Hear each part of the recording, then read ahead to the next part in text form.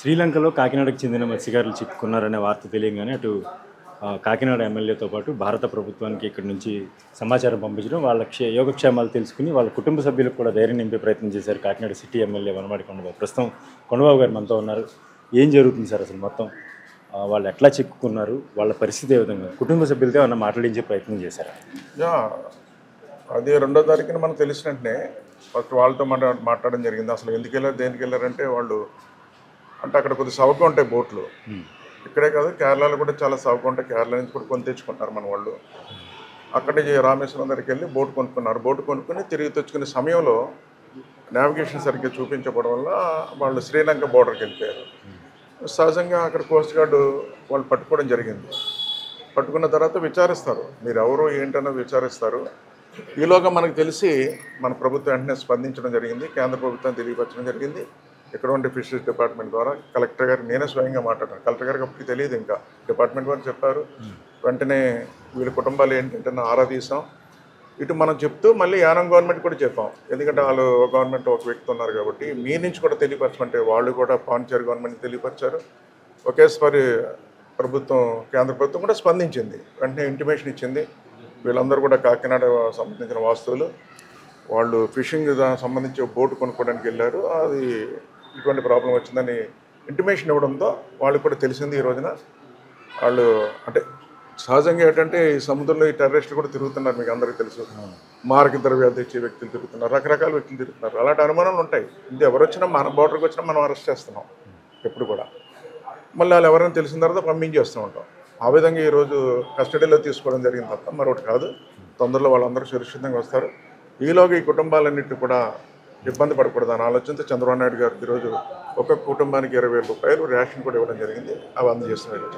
Sir, అంటే జనరల్గా ఫిషింగ్కి వెళ్ళినప్పుడు వాళ్ళ దగ్గర కొన్ని పరికరాలు ఉంటాయి, వల, ఇలా డీజిల్ అలాంటి పరికరాలు ఉంటాయి.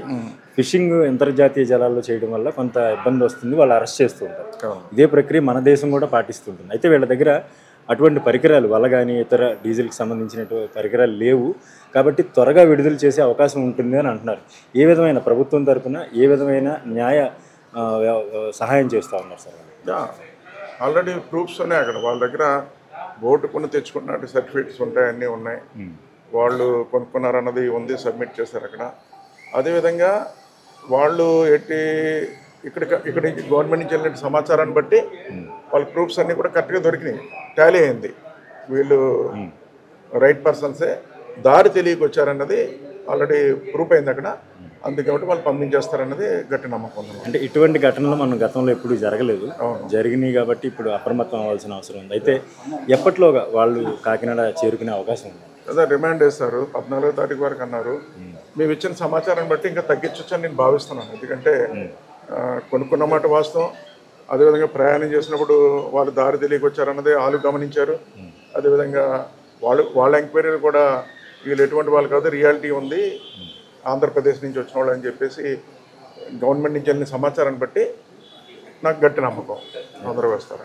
శ్రీలంకలో చిక్కుకున్న మత్స్యకారులని ఎంత వీలైతే అంత సాధ్యమైనంత త్వరగా స్వస్థలానికి రప్పించే ఏర్పాట్లు చేస్తూ ఉన్నారు. ఈలోగా చంద్రబాబు నాయుడు గారి ప్రభుత్వం ఆధ్వర్యంలో బాధితులు ఎవరైతే ఉన్నారో వాళ్ళందరికీ భరోసా కల్పించే విధంగా ఆర్థికంగా కొంత చేయూత ఇవ్వడంతో పాటు నిత్యావసర వస్తువులు కూడా పంపిణీ చేస్తాం. అదేవిధంగా కుటుంబాల్లో ధైర్యం నింపేందుకు అధికార యంత్రాంగం పూర్తి చర్యలు చేపడుతుందని కూడా కొండబాబు గారు చెప్తా ఉన్నారు. కాకినాడ నుంచి కెమెరా పర్సన్ నేనైతే శ్రీధర్, తెలుగు రాజ్యం. ఏంటి అసలు శ్రీలంకలో చిక్కుకున్న మత్స్యకారులు ఎలా సమాచారం తెలిసింది, ఇప్పుడు ప్రస్తుతం వాళ్ళ పరిస్థితి ఏ విధంగా? నా పేరు కృష్ణారావు అండి. నేను డిస్ట్రిక్ట్ ఫిషరీస్ ఆఫీసర్గా పనిచేస్తున్నాను. యాక్చువల్గా ఏంటంటే మాకు 3వ తారీఖు ఉదయం ఈ సమాచారం తెలిసింది. ఎందుకంటే 2వ తారీఖు సాయంత్రం ఈ శ్రీలంకన్ కోస్ట్ గార్డ్ వాళ్ళు ఈ యొక్క నౌకని వాళ్ళ జలాల్లోకి వెళ్ళడం వల్ల కాన్ఫిస్కేట్ చేయడం జరిగింది. అయితే అక్కడ ఉన్నటువంటి కాన్సులేట్ ద్వారా మాకు సమాచారం తెలిసి మేము వెంటనే మాట్లాడితే ఏంటంటే వీళ్ళకి ఈ తమిళనాడులో బోటు పర్చేజ్ చేసి వస్తుంటే ఆ జీపీఎస్ పరికరం పనిచేయకపోవడం వల్ల అంతర్జాతీయ జలాల్లోకి ప్రవేశించడం వల్ల వాళ్ళు అరెస్ట్ చేశారు. అయితే మనకు తెలిసిన వెంటనే మనం ఈ ఫైల్ రన్ చేసి ప్రభుత్వానికి తెలియపరిచాం, స్థానిక శాసనసభ్యుల వారికి తెలియపరిచాం. అలాగే జిల్లా కలెక్టర్ ద్వారా డైరెక్ట్గా కాన్సులేట్ శ్రీలంకతో మాట్లాడినసరికి శ్రీలంక కాన్సులేట్ కూడా చాలా పాజిటివ్గా రెస్పాండ్ అయ్యారు. అయితే ప్రతి అంతర్జాతీయ వివాదానికి ఒక ప్రొసీజర్ అనేది ఉంటుంది. అంటే వీళ్ళని అరెస్ట్ చేయడం ఒక ఎత్తు అయితే మళ్ళీ విడుదల చేయడానికి కూడా ప్రొసీజర్ ఉంటుంది. ఆ ప్రొసీజర్లో భాగంగా వీళ్ళందరినీ కూడా అక్కడ డిటెన్షన్ చేయడం జరిగింది. వాళ్ళకి రిమైండర్ అనేది 18 వరకు వేయడం జరిగింది. అయితే ఈ మనం ఇచ్చినటువంటి డాక్యుమెంట్ తర్వాత ఈ రిమాండ్ పీరియడ్ కూడా తగ్గించారు 11 వరకు అని ఒక సమాచారం ఉంది. అయితే ఏంటంటే మన వాదనని మన డాక్యుమెంటేషన్ కరెక్ట్గా మనం ప్రజెంట్ చేసాం. సో ఇక్కడ ఏంటంటే ఒక విషయం ఎస్టాబ్లిష్ అయింది, వీళ్ళు దేశద్రోహులు కాదు, వీళ్ళు దారి తప్పి వచ్చిన ఫిషర్మెన్ అన్నది ఖచ్చితంగా మనం ఎస్టాబ్లిష్ చేసాం. కాబట్టి ఒక సాఫ్ట్ కార్నర్ ఉంది. రెండోది ఏంటంటే మనకి శ్రీలంక దేశం అనేది మనకి మిత్రదేశం అలాగే మనకి సముద్రాన్ని మనం శ్రీలంక ఎప్పుడూ పంచుకుంటుంటాం. వాళ్ళ దేశం నుంచి కూడా కొంతమంది మన దగ్గరకు వస్తుంటారు. ఇది సహజంగా జరిగేటట్టు క్రియది తుఫాన్లు జరిగినప్పుడు అదిని. కాబట్టి వీళ్ళ విడుదల అనేది అతి త్వరలోనే ఉంటుందన్నది మేము భావిస్తున్నాం. అలాగే ప్రభుత్వం ద్వారా కేంద్ర ప్రభుత్వానికి వీళ్ళ డీటెయిల్స్ మనం పంపించడం జరిగింది. అయితే వాళ్ళు ఏం చేస్తారంటే ఈ డీటెయిల్స్ వెరిఫై చేసి రిలీజ్ ఆర్డర్ అనేది ఇస్తూ, ఈ రిలీజ్ ఆర్డర్ ఇచ్చిన తర్వాత ఈ మనుషులు తీసుకొచ్చి భారత ప్రభుత్వానికి అప్పచెప్తారు. భారత ప్రభుత్వం అంటే నేవీ, కోస్ట్ గార్డ్కి అప్పచెప్తే వాళ్ళు తీసుకొచ్చి ఇంటర్న్ మన లోకల్ పోలీసుల ద్వారా మనకి ఇంటి దగ్గర సురక్షితంగా అప్పచెప్పే వరకు ఈ చర్య అందులో నడుస్తుంది. ఇదంతా కూడా అతి త్వరలోనే ముగుస్తుందని మేము విశ్వసిస్తున్నాం. అంటే వాళ్ళు కట్టుబడినటువంటి బోట్ కూడా రిలీజ్ చేస్తారు ఓన్లీ అంటే మనం బోటు మనుషులు రెండు అడిగాం. అంటే మనం ఏంటంటే they are the innocent fishermen. రెండోది ఏంటంటే వాళ్ళ లైఫ్ ఎంత ముఖ్యం, వాళ్ళ జీవనానికి అవసరమైన బోటు కూడా అంతే ముఖ్యం. కాబట్టి బోటు అలాంగ్ విత్ క్రూని మొత్తం అందరినీ కూడా మనం విడుదల చేయాలన్నాం. దానికి వాళ్ళ యొక్క ఫిషరీస్ డిపార్ట్మెంట్ శ్రీలంక ఆల్రెడీ ఒక ఎంక్వైరీ కాన్స్టిట్యూట్ చేసింది. ఆ ఎంక్వైరీ రిపోర్ట్ కూడా మనకి పంపించారు. ఆ ఎంక్వైరీలో కూడా క్లియర్ కట్గా అక్కడ ఫిషరీస్ డిపార్ట్మెంటు, పోలీస్ కూడా వీళ్ళు దారి తప్పి వచ్చినటువంటి ఫిషర్మెన్, వీళ్ళ దగ్గర ఏ విధమైనటువంటి వలలు లేవు, మారణాయుధాలు లేవు, వీళ్ళు ఏమో సంఘ విద్రోహులు కాదని గట్టిగా స్ట్రాంగ్గా వాళ్ళు రికమెండ్ చేసిన పేపర్ కూడా మనకు పంపించారు కాన్సులేట్ నుంచి. కాబట్టి ఇందులో వీళ్ళు తిరిగి ఈ యొక్క నలుగురు బోటుతో సురక్షితంగా చేరుతారన్నది గట్టి విశ్వాసంతో ఉన్నాం మేము. అంటే వాళ్ళు తిరిగి రావడానికి ఏ విధమైన సాయం, అంటే రిలీజ్ అయిన తర్వాత తిరిగి మళ్ళీ కాకినాడ చేరుకుంటానికి ప్రభుత్వం తరఫున మీ శాఖ తరఫున ఏ విధమైన సహాయ సహకారం? అంటే తిరిగి రావడానికి ఏమవుతుందంటే వీళ్ళు జనరల్ ప్రోటోకాల్ ఏంటంటే వాళ్ళ యొక్క కోస్ట్ గార్డ్ కానీ నేవీ కానీ మన కోస్ట్ గార్డ్కి నేవీకి అప్పచెప్తారు. వీళ్ళు బార్డర్ వరకు వచ్చిన తర్వాత ఏదో ప్లేస్లోనే ఆ ప్లేస్ నుంచి మనం తీసుకొస్తాం. దానికి ఏంటంటే జనరల్గా ఇప్పుడు వాళ్ళకు కూడా భోజన సదుపాయాలు, క్లోత్స్ అన్నీ గవర్నమెంట్ ఇచ్చింది అక్కడ, శ్రీలంకన్ గవర్నమెంట్. ఎందుకంటే వాళ్ళు కూడా వాళ్ళేమీ విద్రోహ శక్తులు కాదు కాబట్టి వాళ్ళ ట్రీట్మెంట్ బాగానే చేస్తున్నారు. వాళ్ళకి ఏంటంటే ఏదన్నా ఆయిల్ అది కావాల్స్తే అవన్నీ ఆయిల్ పోసి ఇక్కడ వరకు రావడానికి కావాలని లాజిస్టిక్స్ అన్నీ కూడా ఏర్పాటు చేస్తాం. వాళ్ళు సురక్షితంగా ఇక్కడికి ల్యాండ్ అయ్యేలాగా అన్ని ఏర్పాట్లు చేయడం అనేది ఖచ్చితంగా జరుగుతుంది. It's a part of department చర్యలో పార్ట్గానే ఉంటుంది మనకి. అది జరిగిందండి. మత్స్యకారుల బోటు శ్రీలంక జలాల్లోకి వెళ్ళడానికి కారణం ఏంటి, అసలు వాళ్ళకి ఏ విధమైన భరోసా కల్పించింది ప్రభుత్వం? నా పేరు బలసాటి రంగారావు. గత 30 సంవత్సరాలు అసోసియేషన్ ప్రెసిడెంట్గాను, అదేవిధంగా 25 సంవత్సరాలు జిల్లా మత్స్య సహకార సంఘం అధ్యక్షులుగా కొనసాగడం జరుగుతుంది. గత 10 సంవత్సరాల నుంచి కూడా కేరళ, తమిళనాడు, బెంగళూరు ఈ రాష్ట్రాల నుంచి కూడా, కర్ణాటక రాష్ట్రాల నుంచి బోట్లు కొనుగోలు చేసుకోవడం, తీసుకురావడం కూడా జరుగుతుంది. ఈ గత 2వ తారీఖున జరిగిన ఈ దుర్ఘటన చాలా దురదృష్టకరమైన విషయం. ఏం చేతనంటే అనుభవజ్ఞమైన మత్స్యకారులు ఉన్నారు అందులోనే.